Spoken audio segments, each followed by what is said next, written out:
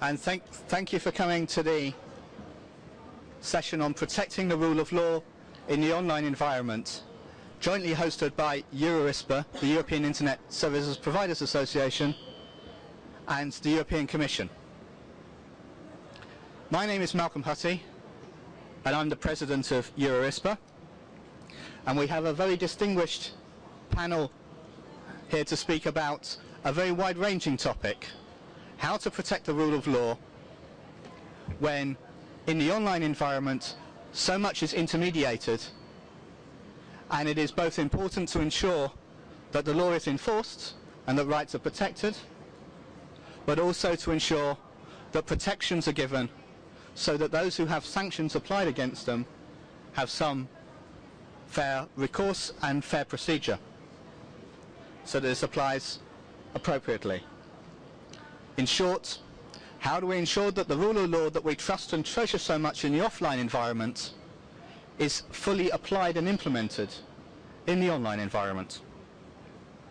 So we're going to start with introductions from our distinguished panel of guests, just to say who they are, and then some structured questions to pull out the issues within this debate, and then move to questions from the floor and the remote participation.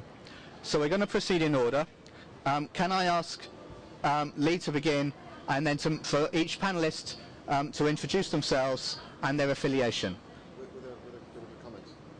With just your affiliation and the relevance of your affiliation to this subject, but not positions yet.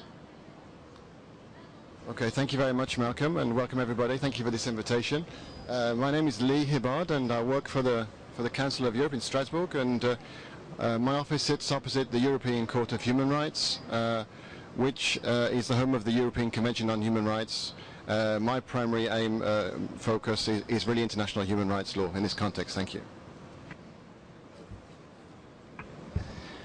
My name is Chris Marsic. I work for the Motion Picture Association, which represents film producers and distributors, a group of film producers and distributors who are very much affected by the absence of a clear understanding of the application of the rule of law online generally, and then in particular as it concerns protection of intellectual property rights.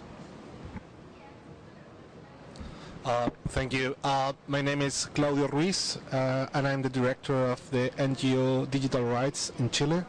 And from this topic, I will try to address the point that the rule of law is a human rights condition.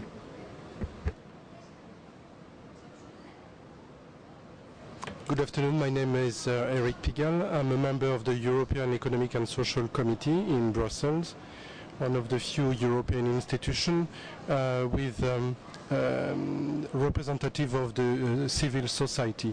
As a matter of fact, I keep working as an IT consultant in Europe, specialized in IT security and cloud computing, and I'm especially here for IT security. I'm Giuseppe Vacciago from Italy, and I'm a professor of IT law, and I'm also a criminal lawyer, and the aim here is to see how the rule of law could be applied in the criminal context. I am Rashid Hajili. I'm from Azerbaijan, from Media Rights Institute. I'm a human rights lawyer and defend journalists and bloggers in the criminal and civil courts. My name is Harry Temmink. I am working for a service in the Ministry of Internal Market of the European Commission that is responsible for the e-commerce directive, and that is very relevant here because the e-commerce directive contains a liability regime for online intermediaries, and it contains a balanced system when it comes to liability of online intermediaries in Europe. I am Catherine Trotzman, member of the European Parliament, member of the Committee for Industry, Telecommunications, Energy and Research. And one of the topics on which I work is telecommunications and ICT. Thank you. And we have one remote participant. Frederick, if you're on the line, can you speak now, please, and introduce yourself?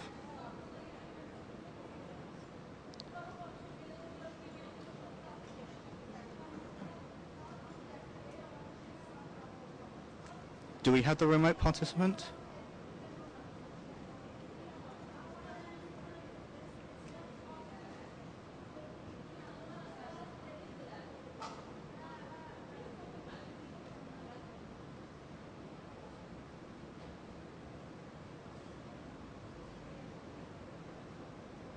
Hello, can you hear me? My name is Leila, and we have no one online now. Okay. Well, we'll proceed without them, and I hope that Frederick can make it back on the line in a few minutes.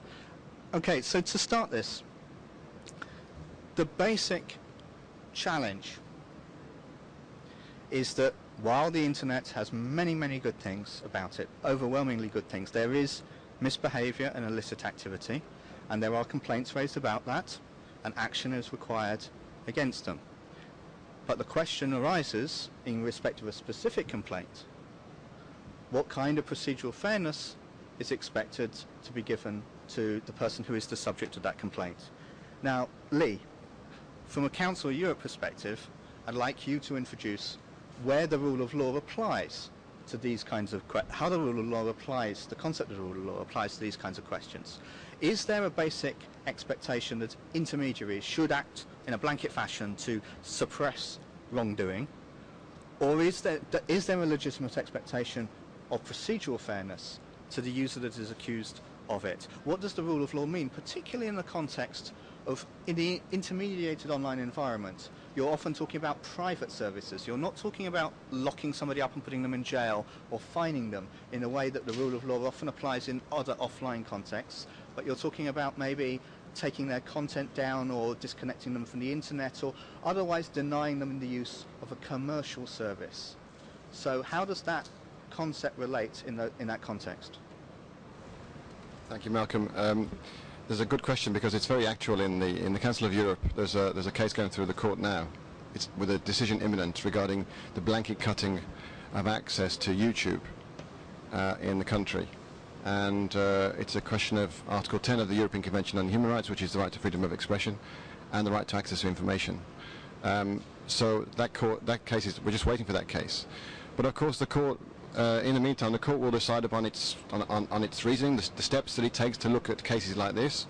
You know, the rule of law is very important. Is it prescribed by law? Does it pursue a legitimate aim? Is it necessary in a democratic society?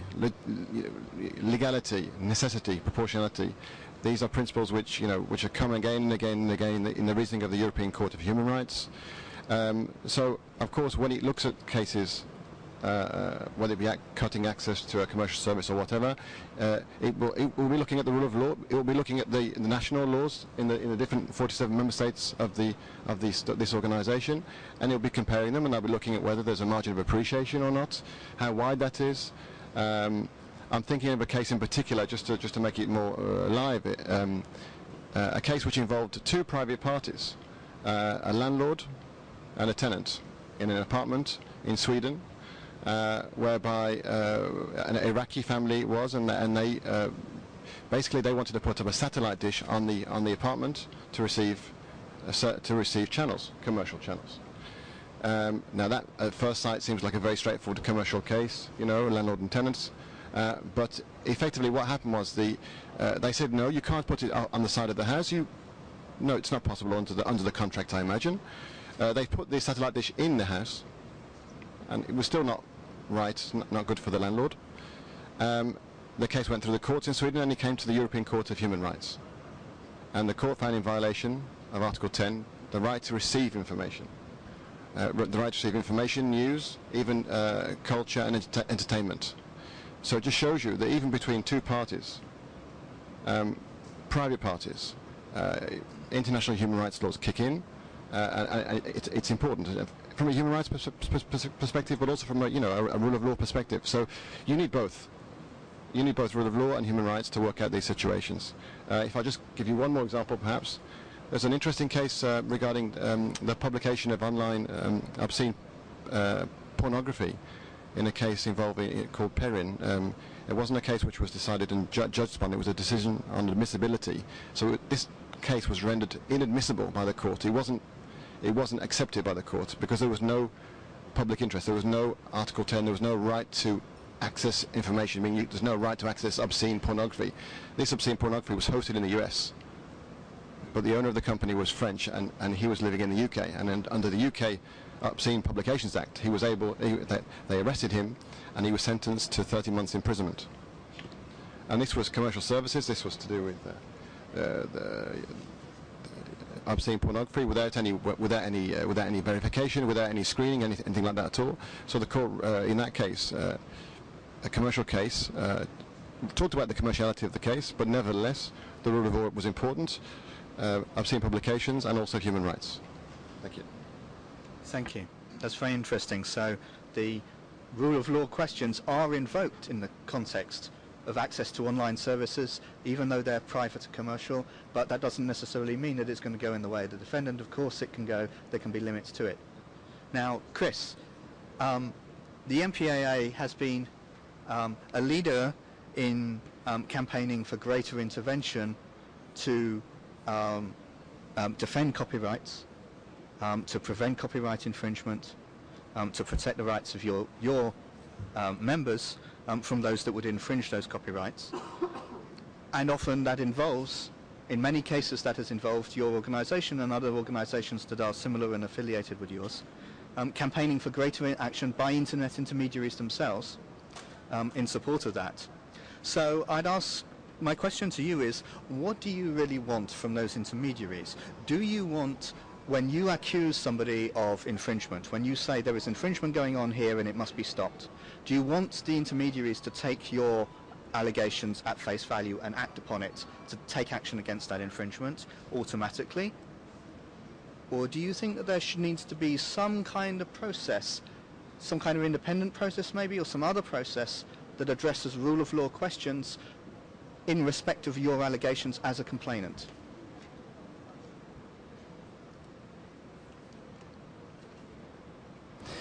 Okay, thank you very much. When we approach these issues, we approach them from the point of view of the legal framework and the need for there to be an application of the rule of law.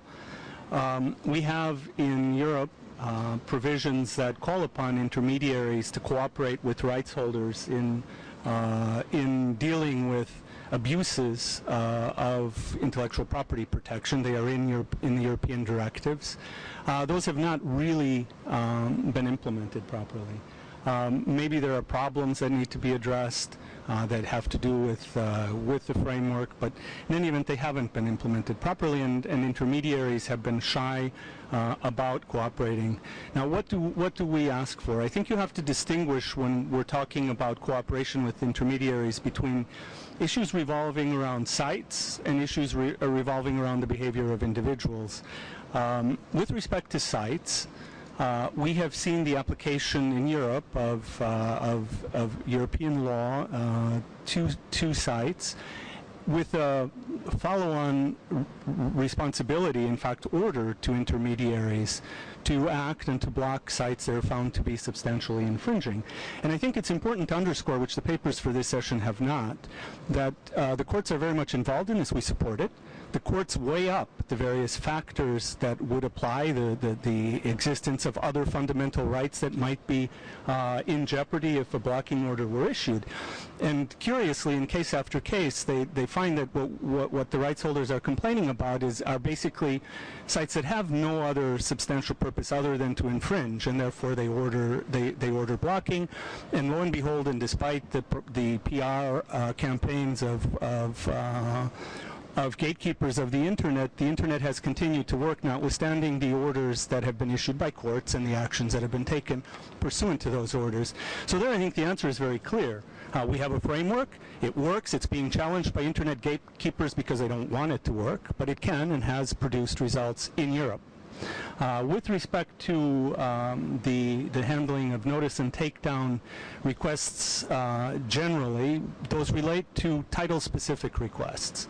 They are not requests to take a legal action against an individual. Those are instances where a film that has just been released might appear on a site It cannot be legally available on that site. So a request is sent to an intermediary saying, get this, to a site, take this off. And there we take our responsibilities. If we were to ask for the takedown of content that was not there illegitimately, we would be responsible for that. And I don't see any particular human rights or freedom of speech issues there when we're talking about, title-specific notices. And then when you get to the behavior of individuals, there care has to be taken. We certainly do to avoid any breach of privacy rules as we try to understand what is being done with content that is under copyright, that is not licensed to be traded.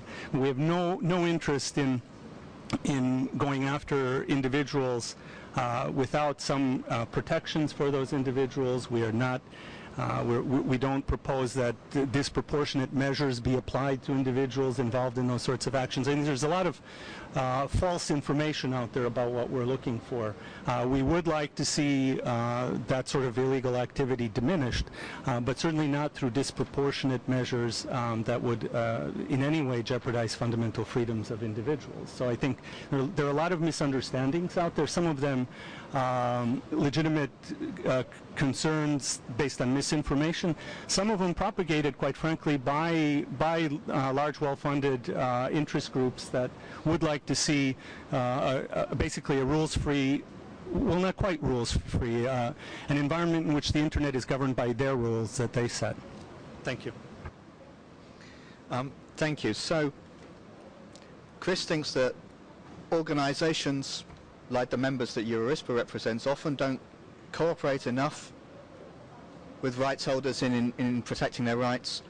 Claudio, digital rights organizations like yours are often give a criticism of us from the opposite direction, that we cooperate too much.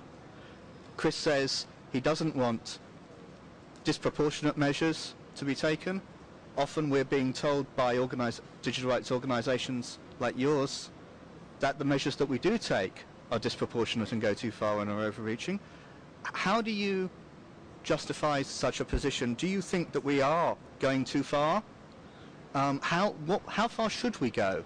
And I think possibly the most important question for an organization, a digital rights organization that says that we shouldn't take further enforcement action in many areas is, so what should we do to protect the legitimate rights that Chris has, the legitimate copyrights? What is okay for us to do?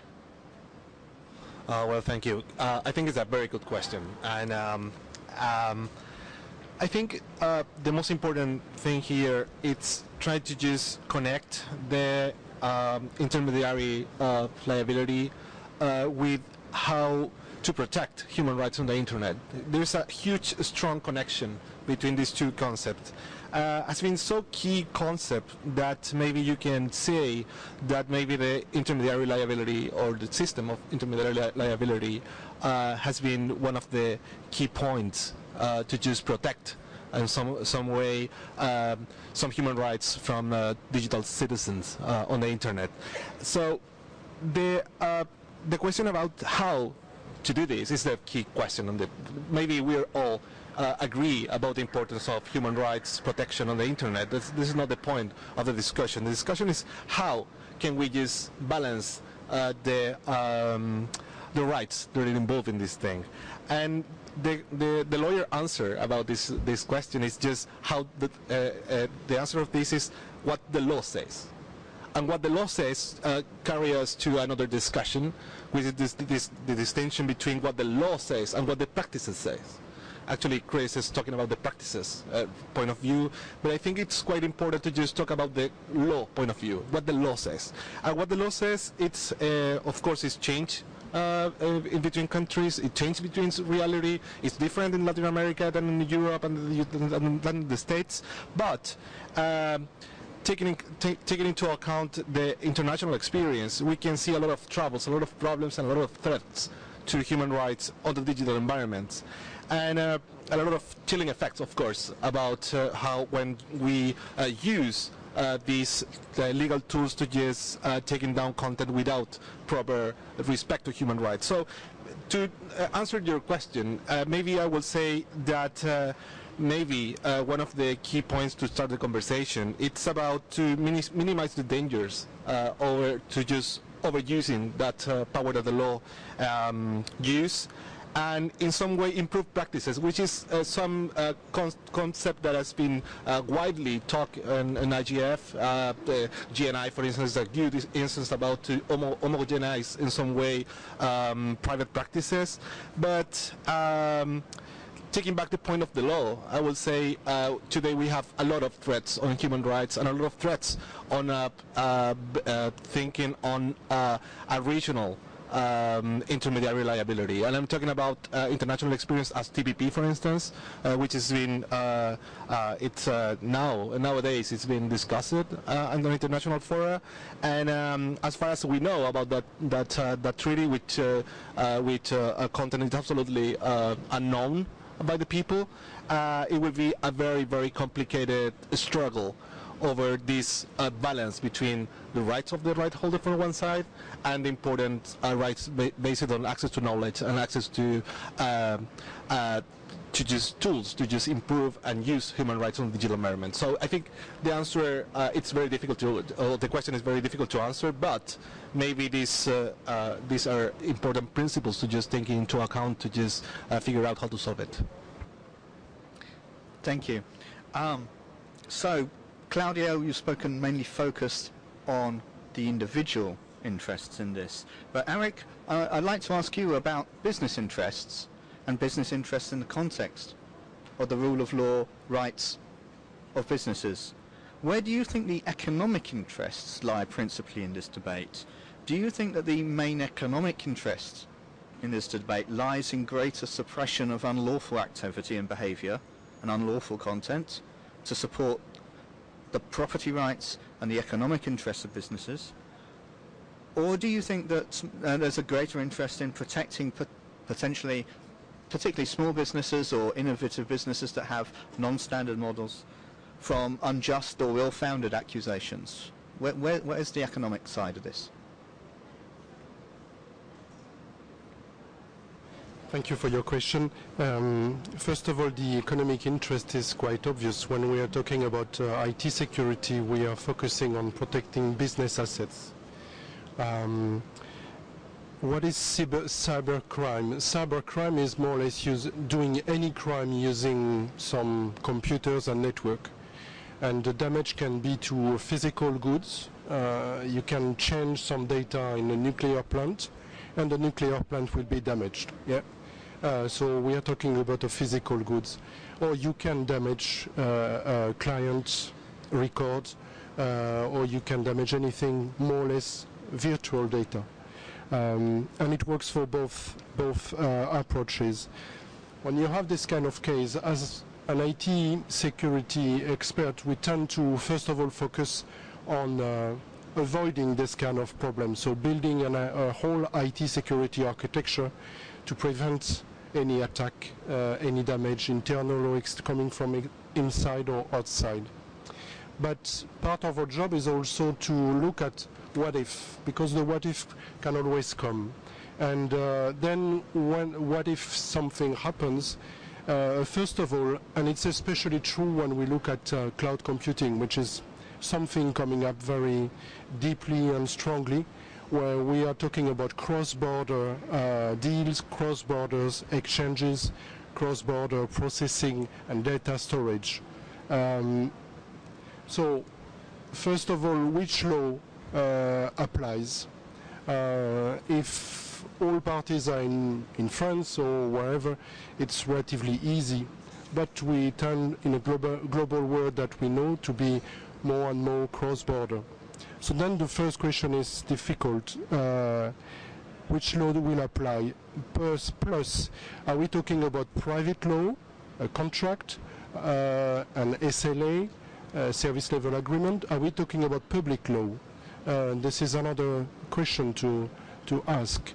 And you can even look at soft law that comes quite often. Second thing after law, it's a jurisdiction. They usually go together, but the jurisdiction is quite something to look at, and based on that is which court do we need to go to? Then second, which rules will apply according to this court? And then in case of enforcement, which court will ensure the enforcement? And then the third thing to look at is forensic collection, because we need to start the case with something. And this is when comes digital signature, digital encryption, digital certificates. Yeah, because you don't want to come, oh, this is a print of my file that was damaged. That has no value at all. So you want to come with something strong that can be considered by a court. So forensics are quite important to look at. But of course, when we look at security, the way I worked on, there is always a balance to find between security and human rights or individual protections, or even user friendliness for the users of the company, because too strong security is not good security. Then in the world there are also international laws and protections that do exist that need to be considered and are being considered by the European institutions. I have noted especially the EU Data Protection Directive, which is being revised at the moment. There is the safe harbor between the EU and the US, which has been in place since 2000. So when we are looking at cross-border computing, those are the kind of things that we need to consider. Thank you, Eric. Giuseppe, you're a criminal lawyer. Most of the discussion we've had up to now has assumed or been mainly focused on complaints about user behavior or user-generated content that is founded in infringing some private right. But as a criminal lawyer, I'd ask you, do these issues as to how you treat those complaints and how you ensure rule of law protections and fair process in those complaints change when the nature of the complaint is of a criminal nature, in particular if it's a serious crime? Just to give some reality to it, should protecting the public from potentially violent threats like terrorism or child abduction really take, or maybe even just theft, which can be very serious too, should they take precedence over concerns that, oh well, if you act too far to be repressive, then some internet users might, say, lose their connection or lose their service occasionally when they don't? Is it more important to uphold that protection from those serious crimes, even when it might otherwise be considered going too far in other contexts? Thanks for the question. What I want to say it's what is a serious crime? I think that we have to start from this question, and we don't have an answer. A wonderful example is the Data Retention Directive, because the Data Retention Directive says that we can retain data. It's only a European law, and this is strange because in US you don't have Data Retention Directive, in the rest of the world you don't have Data Retention law. Anyway, the Data Retention Directive says that you can retain the data only for a serious crime, and the national law didn't apply this provision, and some law didn't apply, or other laws says only that for certain crime and other crimes. So we have this first issue, that is, what is a serious crime? And I cannot give you the answer. I have some ideas. I can give you my ideas, but first of all I can tell you that copyright, privacy and defamation are not serious crime. This is important to understand, because if we start from the assumption that these are not serious crime, we can perhaps solve the issue. And we have to start, for example, for me, what is a serious crime is organized crime. Is organized crime based on the net, and it's really serious issue now. And then is also child pornography online, and then is also terrorism or cyber terrorism or cyber warfare. These are the serious crime for me. And I don't want to talk about copyright because I don't want to create any kind, I want to be diplomatic, and so I make another example, and I talk about defamation. That is a particular case that we have in Italy, because defamation in Italy is a criminal, is a crime. And so what happened that from 2000 and from 1995 until now, we have a lot of charge filed by private for defamation issue because of the problem of the digital identity. So like a simple defamation. And what happened that the first issue that happened is that there is a lot of time that the law enforcement spent on this kind of investigation that for me are not serious crime. And why they do that? Because they have the possibility and the availability to take the data from the ISP, because the data retention, the Italian data retention law consent this possibility. But this is not correct because the EU law doesn't apply, and also in US and also in the rest of the world you don't have this kind of law. So we need to make this distinction, because if we want to fight the serious crime, we need to solve the issue and to say we have to make two different categories, and one is privacy, copyright and defamation, and the other one is serious crime. This is my concept. And what I can tell you, just to make an example, in Italy, if you are in the real world, not in an online world, you make a charge for defamation and you wait 90 days 120 days before a public prosecutor take this charge and start an investigation. But in the online world, we pretend that an internet service provider reply in 24 hours, and it depends of the interpretation that we have of the notice and takedown of the e-commerce directive. So this is another issue that for me it's not understandable, because for example there is a report from the EU Commission that says that now the phishing investigation the child pornography investigation lasts more time than phishing investigation or perhaps defamation investigation. So what is the point? Is the point that the law enforcement must concentrate on the really serious crime and not on other possible issues. So this is the first point. If I have 1 minute, I finish and I give you just the four issues. Defamation, no data retention, no surveillance, no network blocking, only notice and takedown with the judicial order. This is for defamation. This is my opinion. Obviously, you don't want to say that this is what the law says, because we can also have discussed. Copyright, no data retention, no network blocking, no surveillance. It's really dangerous. And a fair procedure, And now we have in some countries that there are no fair procedure. And then finally, on privacy, no data retention, no network blocking, and we have the right to oblivion now to face, but it's another issue.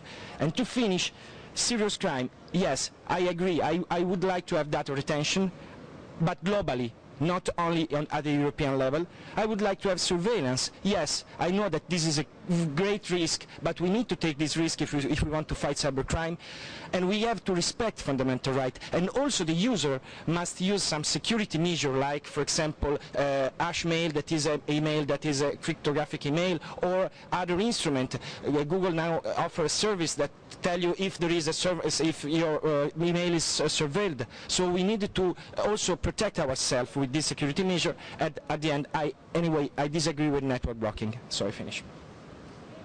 Thank you. Rashid, you come from an organization that represents the interests of journalists, and sometimes then maybe what you report and the matters that you deal with will definitely entail issues that will come well outside the area of private rights, in the way that Giuseppe was distinguishing between serious crime on the one hand and private rights on the other. You might be faced in some cases with reporting on matters where it might be said that it prejudices a criminal investigation, or that it's contrary to the interests of national security, or other things that are clearly not about private rights but very much about the fundamental interests of the state. Now, how do you think we should address that? If you're publishing material, how should an intermediary then address that? If there is a complaint from a public authority to an intermediary on those kind of grounds, like national security, should we be accepting the assertions on those grounds of a public authority implicitly, that, well, they're a public authority and only they can know? What's your view?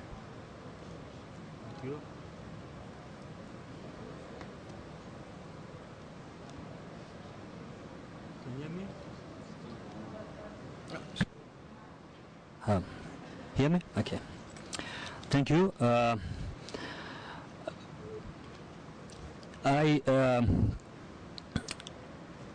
I will go to this issue from the different perspective when there is a very fragile rule of law in the country, how it works, how such kind of interest might be competed in such area. So I will give you the brief information about one case which will show how the private and how the public interests could be solved in this case by the authorities and even by the court.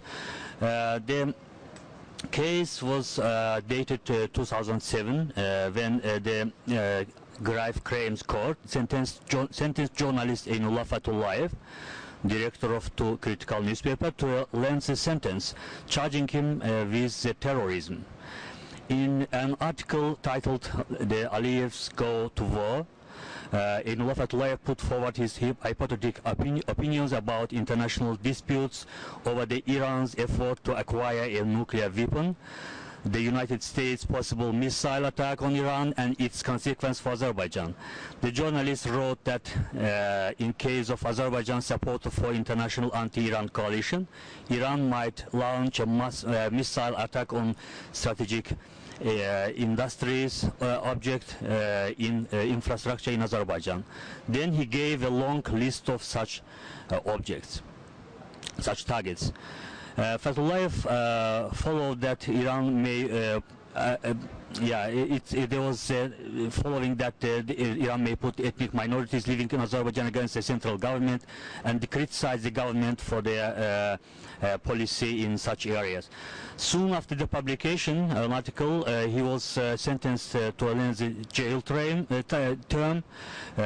according to the criminal code. And the case was reviewed in all court instances here in Azerbaijan, and then lawyers submitted the case to the European Court of Human Rights.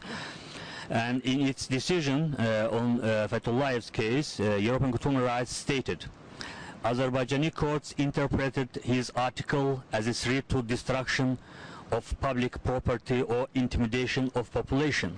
According to local courts, Fatullayev allegedly tried to influence the decision of the government, which intend to refrain the government from adopting some political decisions serving the interest of the state. The applicant is neither physically able to influence the hypothetical opinions discussed in the article, nor he is able to supervise the attack of the plan of Iranian government on Azerbaijan. Further, the European Court decision said the European Court of Human Rights decides that the Azerbaijani courts wrongfully applied the provisions of terrorism in Fatullayev case. Such unfounded interference with the freedom of expression, which is one of the fundamental freedom and fundamental freedom in democratic society, must not happen in a country governed by a principle of rule of law. And European Court of Human Rights says that nothing in the article can prove that the applicant threatened or influenced the government through any illegal means. He could have only influenced the government by expressing his dissatisfaction with the policy of central government, by using his right free expression and through public debate, a symbol of democratic society. So this particular case, from my opinions, showed that governments in some countries use criminal law provisions, any kind of criminal law provisions to stifle, to silence the critical voice against the government, against the opinion, against the policy. So, of course, I think that the responsibility of intermediaries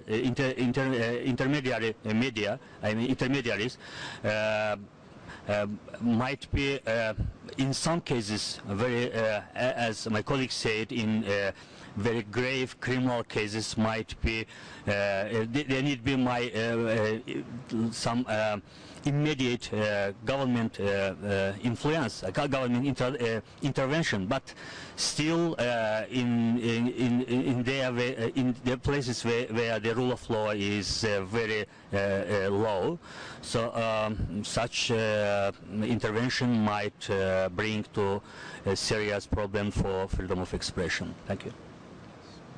Thank you, Rashid. Before we go to Harry from the Commission, can I just ask the remote participation again, whether we have our remote panelists have access to audio? No. Okay, in that case, Harry, you're with the European Commission, responsible for developing policy options, policy proposals that balance these competing interests. How do you go about weighing and ensuring that all these interests are properly taken into account when developing legal proposals? And in particular, I've got a specific question given the European context. Some would say that in Europe, over the last several years, the policy approach that's been taken has tended very much to be extending the pressure on intermediaries to extend more intervention, and that the limits to that intervention has been left not to policymakers, but has been defined by the courts. Now, I'd ask you if you'd consider that as a fair comment of how things are developing in Europe at the moment, and if you do you think it's actually a criticism of how things are developing, if so, or would you actually regard it as a legitimate approach to balancing these interests?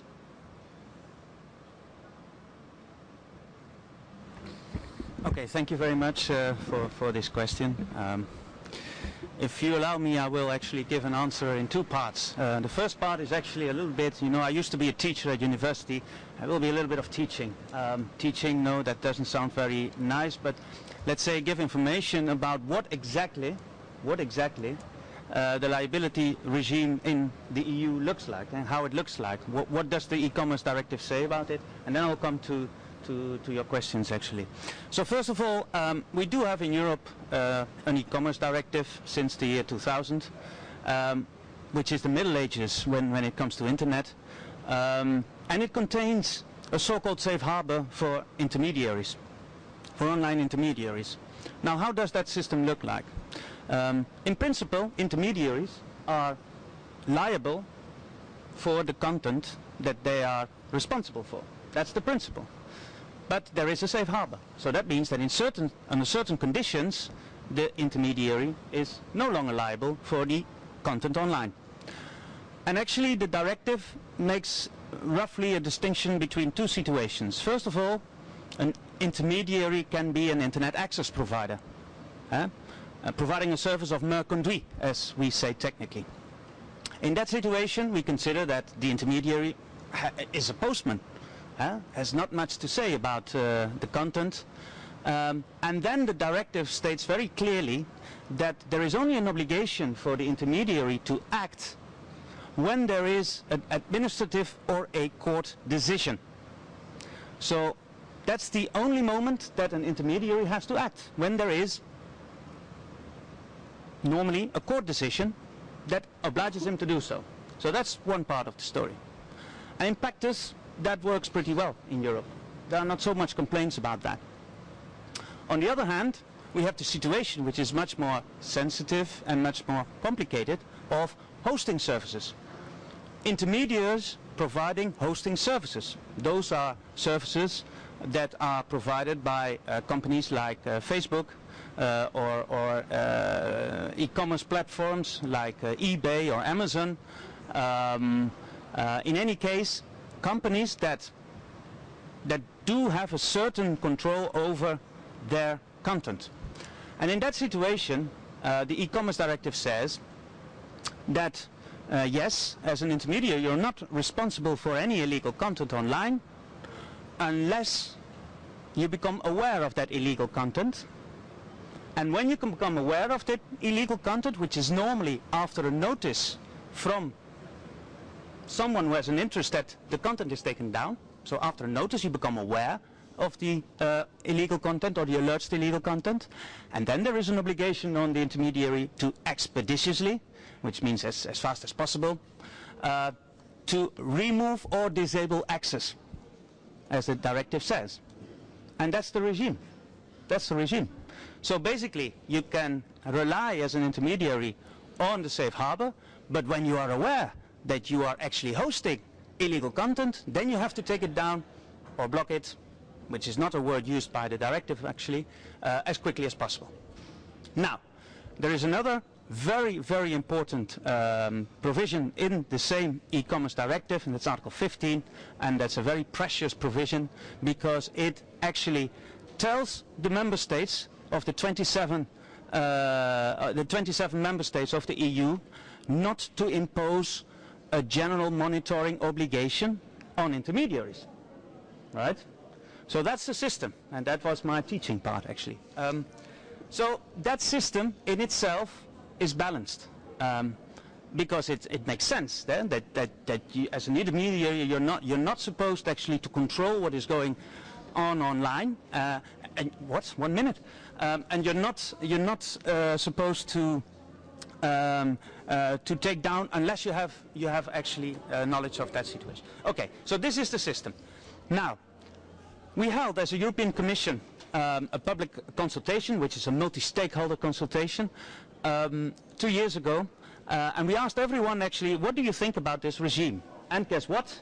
There was an overwhelming majority of stakeholders, including member states, including intermediaries, including IPR holders, IPR owners, including the civil society, including anyone who has an interest, that the balance in the directive as such is fine. European Commission, please do not change the e-commerce directive in this area. But what is also very important to stress is the fact that the way that in the member states, in individual member states, this directive is applied in practice, in particular by courts, is very diverse, is very fragmented. And so there was a call on the Commission actually to do something about that fact, to give more guidance when it comes to the application of the e-commerce directive in practice. And that is why the Commission in 2012, actually in the beginning of this year, announced that we are doing an initiative on notice and action. And we call it notice and action, not notice and takedown, because action can also be that you do not act. We don't want to take down. We want actually that on the basis of information, an intermediary can or should act. And that is what we are preparing now. We held a very broad consultation where actually we limited our approach to the conditions of Article 14. So for the hosting providers, the providers of hosting services, and we very much in detail look to questions like what actually do we want from a notice? What are the requirements for a notice? Obviously it has to be adequately substantiated, as the Court of Justice told us. And that's good news actually for the intermediaries.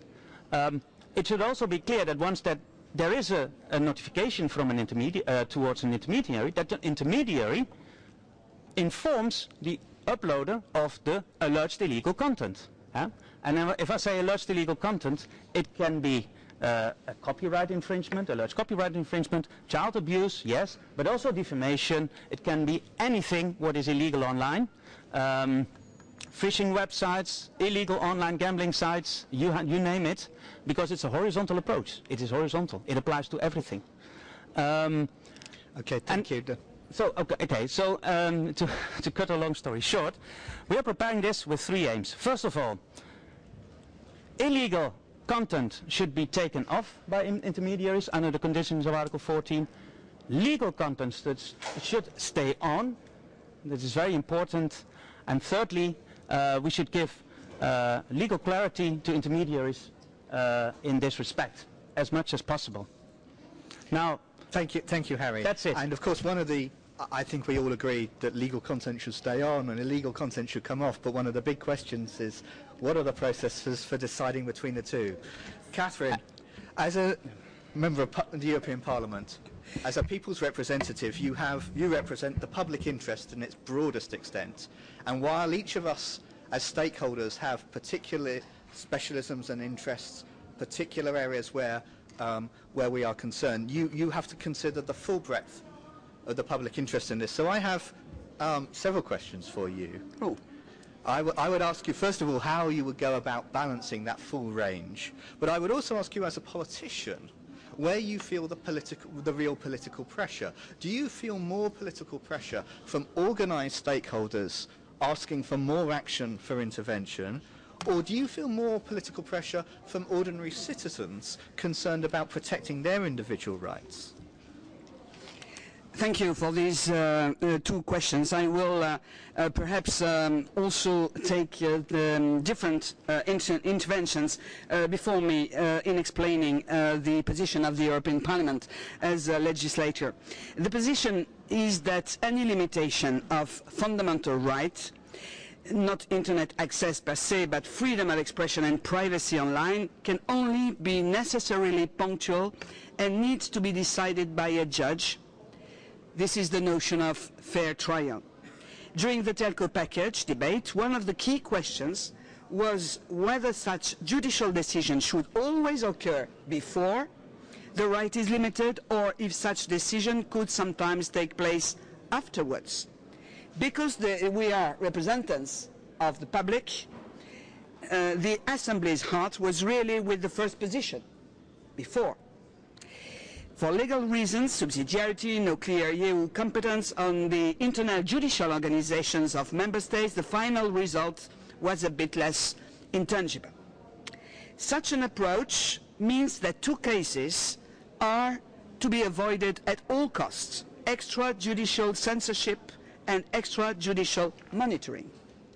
Second remark, two other combinations need to be closely regulated.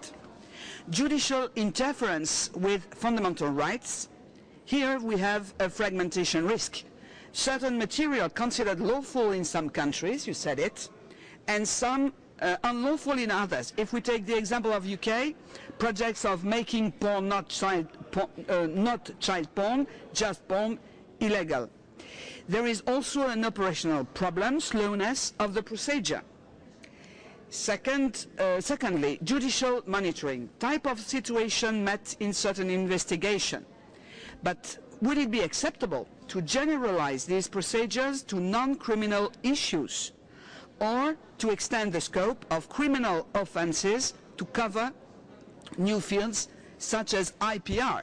And in this aspect, if I look at the famous e-commerce directive, there is a word which is very dangerous, if I can say, because intermediary must intervene when something is manifestly illegal. What is manifestly? And what are the means of an intermediary to consider that it is effectively illegal? So in these two cases, there is the prerequisite of a legislative debate on what is considered lawful and what is not. Finally, my third remark, two combinations are in grey area: extrajudicial processes which do not impede freedom of expression or privacy. Yet in those cases, the real question is really who bears the onus of proof that indeed fundamental rights are safe or unsafe: the plaintiff, the right holder, the intermediary, despite mere conduit, the uploader. A way out of this difficult question, and I finish, would be to exploit the rising power of the terms of service.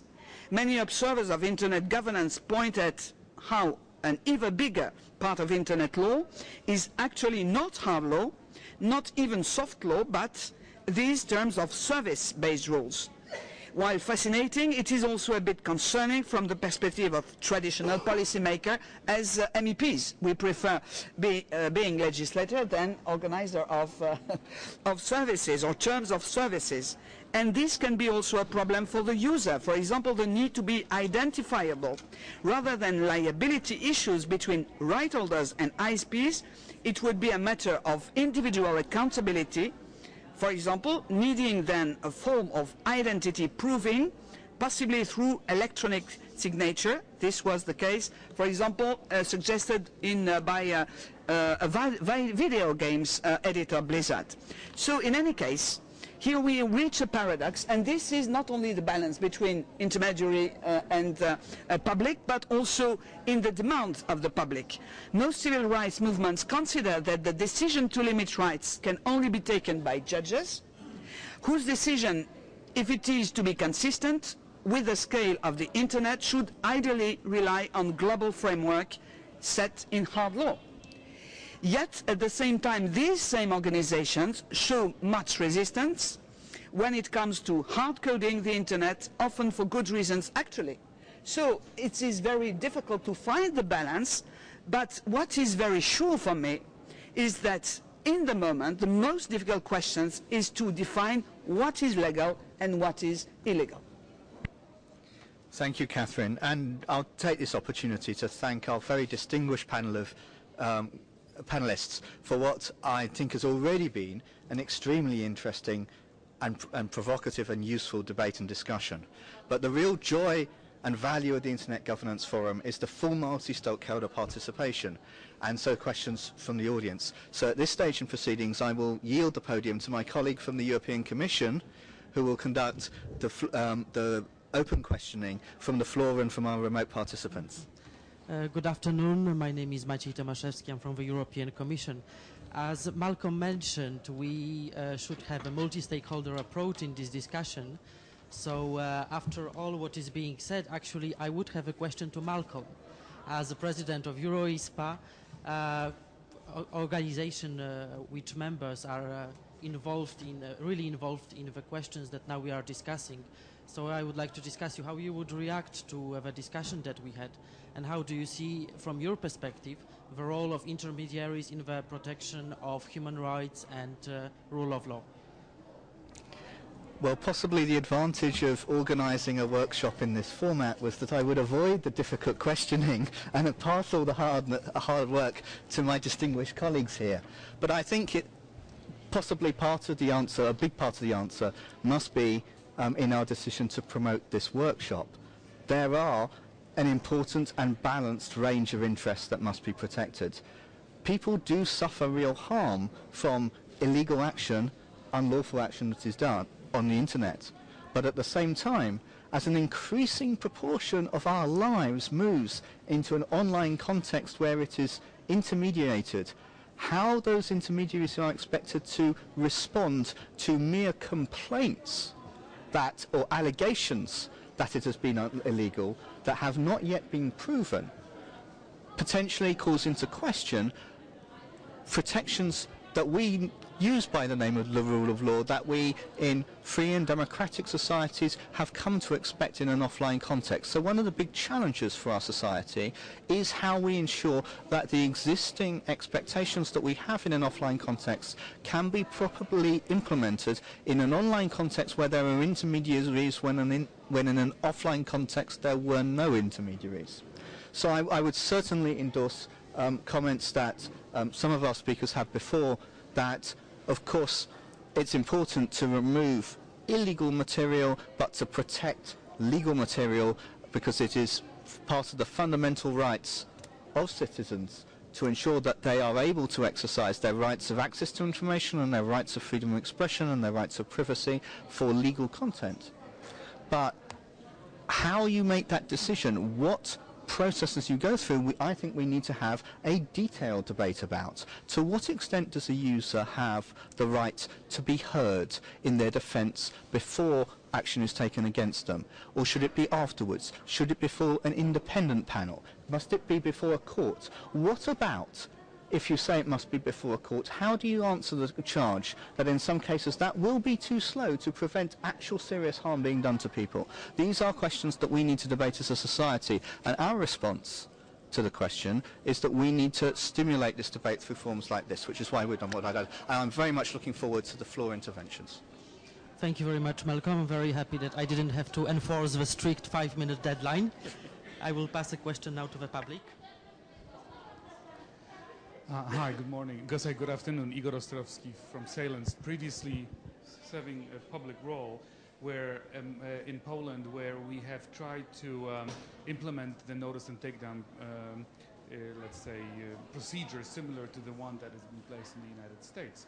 And one thing that and that is of course in the middle of the question about what is legal and what is illegal. And one thing that we've noticed is that there's more and more interest on behalf of the rights holders to use the notice and takedown procedures and to actually, I would say, go along with that stream rather than against it. So after ACTA, after SOPA, after PIPA, there is definitely many more requests that Polish internet service providers and hosters receive to take down stuff.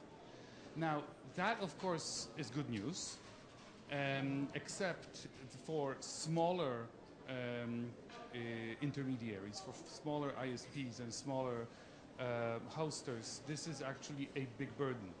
So I understand Google, for example, had to triple the amount of people that are, let's say, supporting the notice and takedown procedure, that are looking through all these requests. But for smaller, new startups, that is a big burden. So I guess my question is back to the European Commission on how to address this issue. Is the notice and takedown procedure the right way forward? Or in, let's say, the big influx of claims coming from the rights holders, that will no longer be possible and we need to look to different new solutions? Thank you.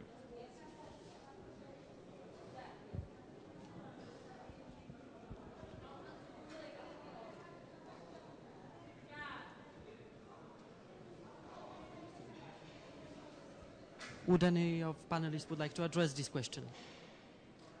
I lost the moderator, but I see that he is sitting down there, yeah. Is a notice and action procedure the best way forward?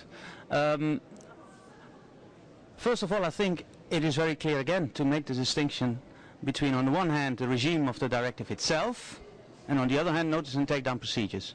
The directive on e-commerce does not contain any notice and takedown procedure. Secondly, the directive applies to any illegal content. We should not narrow the debate only about the copyright infringements online. They are very important, they are very emotional, but there is much more illegal content online. I cannot resist but giving you an example. What about the situation where we have a website where they sell birds which are protected under CITES? In this whole IGF, I have heard no one about this. That's illegal content, and in my view, that should equally be taken down, because that is important as well for our society. Anything that is illegal offline can be legal online. Well, not everything, but a lot. And we need to have a procedure in place that takes care of it, but the procedure should be balanced. Now, in this kind of situation, you should always distinguish between what type of illegal content are we talking about. If there is manifestly illegal content, then obviously there may be an obligation on the intermediary to take it down as quickly as possible, because it's manifestly illegal. If it is not manifestly illegal, for example, when it is defamation, yeah, then the intermediary could say, well, I'm not sure whether it is illegal, and so I'll leave it up to the parties actually to decide first, through a court decision, for example, whether it's illegal or not. And so with child abuse, it's the same. Child abuse should be taken down immediately, and there is no need for a court case before. There might be a court case afterwards if the uploader really thinks that he has a good case. The rule of law is there for everyone, but initially, obviously, and that is what happens in practice, the intermediary should take it down. So the question is more, what does a notice and action procedure add? Well, in our view, it adds clarity. It adds clarity about the conditions for a notice, for example. How should that be? How should you indicate where to find the illegal content? the URL address seems to be logical. Can you do it exclusively electronically, or can you do it also by post, by ordinary mail still? Those are questions which are very relevant for citizens, and they should be addressed in order to have, at the end of the day, the situation that all the intermediaries, the hosting intermediaries at least, do have a system in place for what I then call notice and takedown, or notice and action, right? It's about having a procedure, and it's about a procedure that is easy to find and easy to use. We don't say anything about what is legal or illegal. That is not up to actually here the e-commerce directive to decide. There is other legislation that is dealing with it. But we simply want to have a situation where intermediaries, including SMEs, do have a simple notice and action information on their websites. And yes, we take into account the specific situation of SMEs. That's general policy of the Commission, and this initiative will certainly take that into account. For example, Google has the resources to do transparency reports, but a small SME does not have that, huh? to publish statistics, and which is a matter of accountability, which is good, but we cannot impose that on SMEs probably. So I hope I've given you an answer about the added value of a notice and action. It's more on the notice part than on the action part, because action that is remove or disable access, yeah, that really depends. That should happen expeditiously. I mean, that really depends on the source of the illegal content, whereas the notice part could be more standardized in Europe. Thank you. Thank you. I'm Margiono from Indonesia. I'm director of Indonesia Online Advocacy. I wrote thesis on the impact of ISP liability to human rights, comparing the practice in the US and the Europe. The problem of the DMCA and the e-commerce directive, they promise safe harbor to certain types of intermediaries, mere conduit, etc. The fact is, intermediary grows from 1 year to 1 year. Intermediaries is not only 3 types of intermediaries. For example, user-generated content websites and the intermediary or not. Search engine, is search engine intermediary? It's not clear. So search engine is not protected by safe harbor, because actually Digital Millennium Act of the US and e-commerce directive of Europe promise a safe harbor for intermediary from the liability. To enjoy safe harbor, they must take down notice. And because they want to avoid liability, they do expeditiously. If they don't do expeditiously, they will be liable. So due process of law here is neglected. The directive forces the intermediaries to neglect the due process of law to avoid liability, because have to do expeditiously as soon as possible. So there is no time for due process of law. If intermediary don't do it as soon as possible, they are liable. That is the point, I think. Thank you.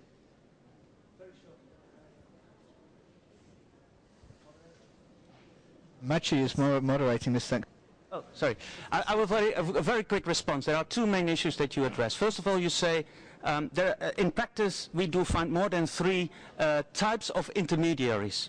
Well, first of all, the directive technically does not refer to the company, the intermediary, but the type of service that you provide. So it can be that one company is providing several services. So whether a search engine is a hosting provider or not, that depends on the situation, as has been clarified by the Court of Justice. But you have a point. It is not always clear with new technologies, with new types of intermediaries, under which category they fall. And that's exactly what the stakeholders ask us to do, to clarify that.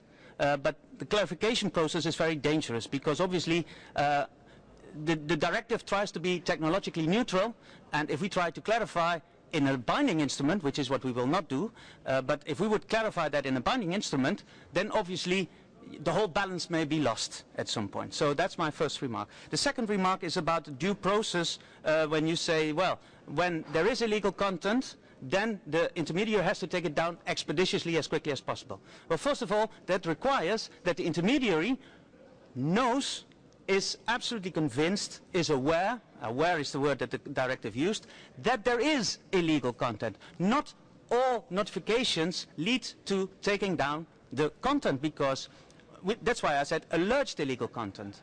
And the directive is unfortunately very simple. It says when the information is illegal, it has to be taken down. I paraphrase it a little bit. Huh?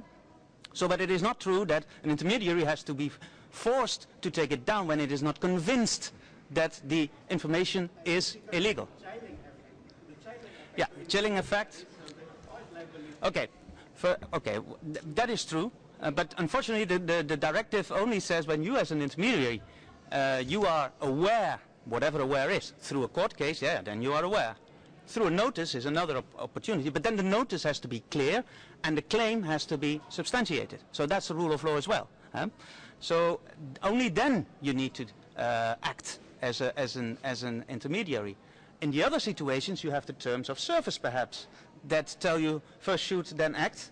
But that is not what the directive is about. Yeah. The directive doesn't say anything about that. The directive is dramatically simple, and in that respect, our directive in Europe differs from the DMCA in the US, which is a very detailed procedure. Or the situation in some member states which have adopted very detailed procedures on notice and action, in particular in the areas in the area of IPR, copyright, as we heard, like the example in Poland. Yes, I'll leave it here because I said I should make it short. Would other panelists have view on this issue? Does it work? Okay. Just a complementary remark, because there is a difference between United States and we in Europe. You have on one point the notice and takedown, but in US you have more and more the shortcuts. Going directly to the incriminated domain, and you don't have any possibility for a slightest defense. So this is one of the points in which we have a discussion about the international vision of what is legal and illegal, and how we can have a reference to an action. So you can have a very detailed procedure, but you can have a practical way to do, which is different in the two cases. Hello. Hi, my name is Susan. Susan Chalmers, Policy Lead, Internet New Zealand. I'm aware that time is running short, so I will endeavor to keep my comment brief. I'd like to give an example of what I consider to be personally an abysmal failure in terms of internet law and policy, and then explain why I think it is that way. And it does relate to the online-offline distinction that we've been discussing. New Zealand has one of the only operating three strikes laws.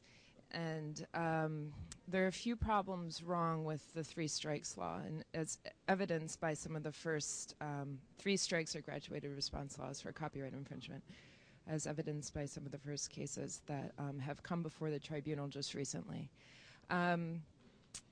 There is a problem with trying to transpose rule of law onto the internet environment. I think this is illustrated by the fact that not only are we creating an extra level of strict liability for copyright infringement, which is already a strict liability offense. So for example, an account holder was brought before the tribunal, and she was not the person who committed the infringement. It was one of her flatmates. Yet she was the person who is held accountable, and that's a novel. That's a perverse result of trying to map copyright law onto the internet in that case. There's also an imbalance of due process. So we presume that the account holder is infringed because of the evidence that is adduced, and then they have to rebut that presumption. And so, just to some reflections on why I think that this, and third of all, these graduated response laws will never work, and they're just impossible to enforce and implement. So I think just have to accept that. And I want to explain why I think that is, because I can't just make these statements without explaining why. So we've been talking about online and offline, and this debate has been raging in New Zealand just recently. And I think that I'd like to invite everybody here to consider that we are on the cusp of a momentous societal change that will change us forever. We approach this online-offline duality because we ourselves have lived in a world before the internet and have lived in a world after the internet. Subsequent generations will not know that duality, and so they won't understand this. So I think that instead of looking at this as an online-offline, I invite policymakers to consider that the internet has changed our offline lives, and our online lives are affected by our offline lives, and actually we're all one and the same. And I think we need to take into account that this changes fundamentally certain harms online. Murder, for example, is not one of those. That remains the same, despite the internet. Cyberbullying is still bullying, but it's nuanced because of the different ways that the internet has enabled harm to spread globally. So a victim can be harassed outside of school hours 24/7 and live just the playground. Copyright, I think,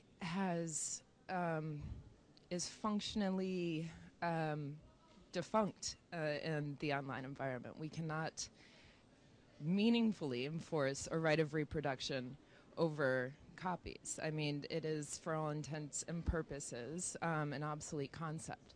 I'm not saying that remuneration for the author or creators is an obsolete concept, not at all.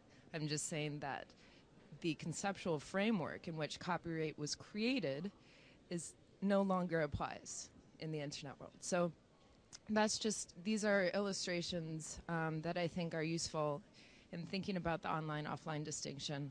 And I would just invite the policymakers and the legislators on the panel to consider these going forward. Thank you. I see that Lee is interested in giving an answer to this. Thank you very much. I think this is a very good point, and I think this is where we're going. Where we're going in the future. I think at least in the work of the Council of Europe, we're looking at internet freedom. You're talking about internet freedom and what that really means, and erring on the side of caution. Erring on the side of freedom, first of all, some of the sort of policy documents coming out of the Council now, which may influence international human rights law and the European Court of Human Rights in the future. It's quite clear that this duality is going. It cannot continue like that. So I sort of understand where you're going, and states have to guarantee human rights. For me, this is a real pure human rights issue. I mean, notwithstanding the good work and all the work regarding the processes and due process and the procedures, what is illegal, of course. But at the end of the day, states have to guarantee rights and freedoms of people online. And that means that states are guarantors, but now it's not. I think it's moving towards a shared responsibility. Maybe not in the face of law, in the face of the court, but to do work in this field now, it's a shared responsibility with companies, and governments, and users. We have documents which engage. There's a document here in front of me with EuroISPA, the European ISP Association, and member states of the Council of Europe, which is talking about some of these issues in a very general way. It's not adopted, but it's a working document, and maybe we'll update it. Who knows? But we have to work out these relations, and it's not quite clear. We're looking at doing a compendium of rights for internet users, existing rights, and existing mechanisms to complain, to seek redress, so we're really trying to give users an ability to take hold of their rights, because they also have a responsibility, notwithstanding the fact that rights are rights, and you can't transfer rights. Rights are inviolable. So a right might carry a duty, a responsibility, but that right stays. Even if you may not have, you're not that responsible, that right stays. That doesn't get taken away from you. So I think this is a very good point that you're making, and it's the future. Chris, what would you add to that? Well, yes, I do. I think that the wishful thinking of our colleague from Internet New Zealand, I think it flies in the face of available evidence. Where countries take a systematic approach to dealing with illegality on the Internet, whether it's content abuse or otherwise, you can see results. France is showing results, for example. They have a system that tries to educate end users. It has had an effect on end user behavior. They are dealing with in my opinion, more dangerous aspect of the problem, which are illegal businesses that are profiting without getting the rights in question. They're using a judicial procedure alongside the other mechanisms that are available. So you do have the judicial control that's needed to deal with sites, entire sites. And on notice and takedown more generally, I would say that the discussion tends to float back and forth in interventions between title-specific actions and sites. And notice and takedown so far has really focused on individual titles. And there, unfortunately, the titles don't stay down. They have a way of reappearing, and that generates more notices. And so to our colleague from Poland, the bigger the site, the more of a problem there is, the more of a solution they need to implement, which is systematic, and that's what Google has been trying to do. But small sites can be a problem for that. It's not about small operators. When we talk about sites that advocate or facilitate sales of endangered species, we're talking about sites and not notice and takedown of specific titles or a specific bird transaction. We're talking about an activity that under current rules is considered by the justice and by courts. And it takes time, unfortunately. In the meantime, the endangered species get even more endangered, but that's the procedure that's there now. Okay, thank you very much. We are just a little bit late, but still I would just, if panelists do not mind, I will allow for a last question. Thank you. Mary Marzuki from the European Digital Rights Association. Thank you, Madame Trottmann, for having highlighted the most dangerous word, manifestly illegal, and also for having said that we should avoid at any cost extrajudicial censorship, which we call in our association and also other civil society colleagues, privatized censorship. But I see that the European Commission is not convinced yet, as well as some governments, I know, including the government of my own country, France, and the way is long to avoid extrajudicial censorship. But at least we should make sure that we implement real safeguards, even in a notice and action procedure. I understand it would be a step forward to have a detailed notice procedure, but the Commission should also take care of the action or even non-action part, and at the very least, a very minimal safeguard, and this is a very concrete proposal, we should ensure to put an obligation on the intermediary to ensure full transparency and full accountability.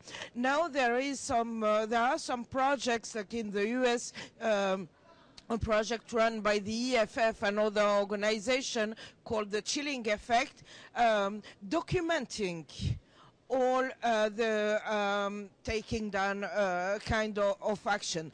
This should be an obligation. This should be an obligation on the intermediaries by the legislation, and we very much count on the legislator to impose that, not only on the private companies intermediary, but on all the private intermediaries, because sometimes because they are small companies or because they want to hide behind other actors, it's not the company itself that decides to take down content, but what they call hotlines, which are private hotlines, and they are private because they also include civil society organization, because civil society is a very large concept, and there are civil society organizations that are not exactly respecting the rule of law. So they are participating to this kind of hotlines, and sometimes it's even the police, not the justice, but the police and law enforcement authority, like in the UK, for instance, they are taking part in these hotlines, and they are deciding jointly with the technical intermediary to decide. So at the very minimum, we should have this obligation of transparency and documenting the takedown process. Thank you. Would panelists would like to answer this?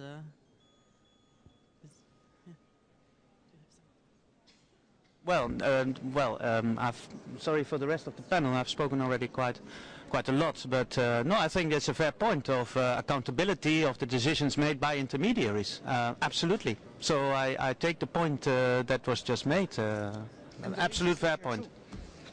And the legislator too.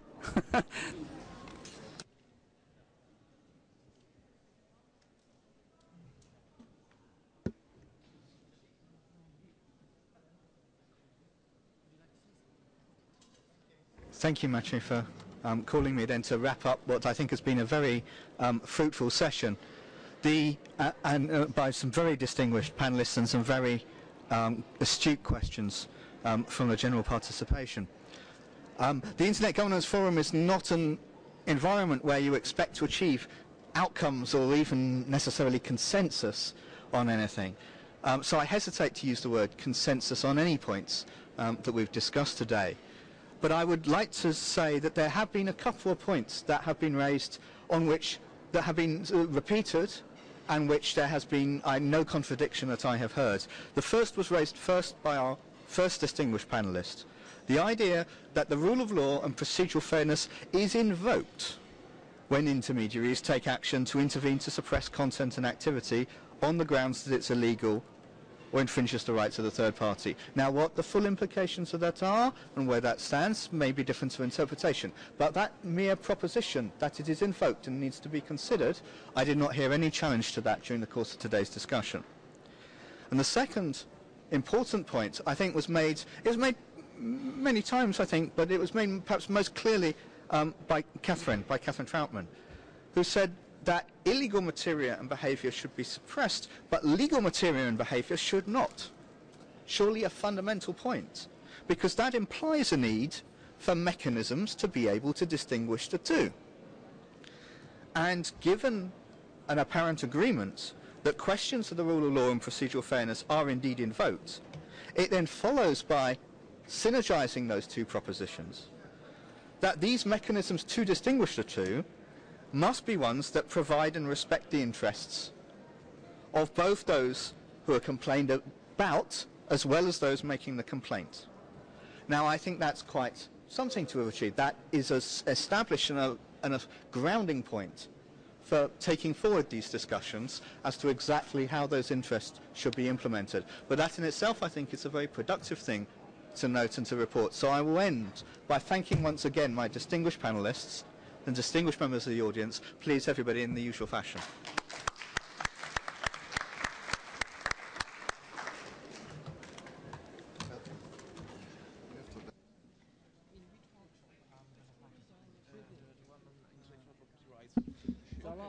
Ça va.